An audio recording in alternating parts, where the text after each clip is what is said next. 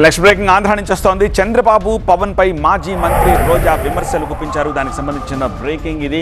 జగన్ కుటుంబ సమేతంగా ఉగాది జరుపుకున్నారు అని, ఉగాది నాడు చంద్రబాబు పవన్ ఎక్కడికి పోయారని ప్రశ్నించారు. తిరుమలలో ఉగాది పండుగ ఎందుకు జరపలేదు అని ప్రశ్నించారు ఆవిడ. ఎప్పుడు చూసినా భారతమ్మ మీద పడి ఏడుస్తారు అందరూ.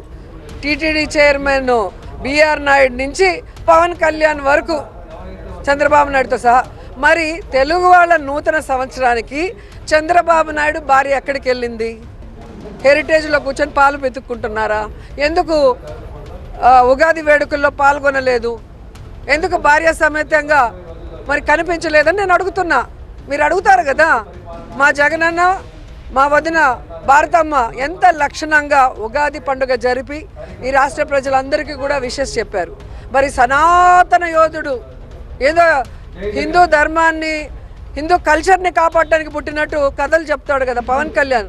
మరి ఆయన భార్య తెలుగు వాళ్ళ నూతన సంవత్సరం ఉగాది టైంలో ఎక్కడికి వెళ్ళారు? ఎందుకు రాష్ట్రంలో కనిపించలేదు? ఎందుకు ప్రజలకు విషెస్ చెప్పలేదు భార్య సమేతంగా వచ్చి?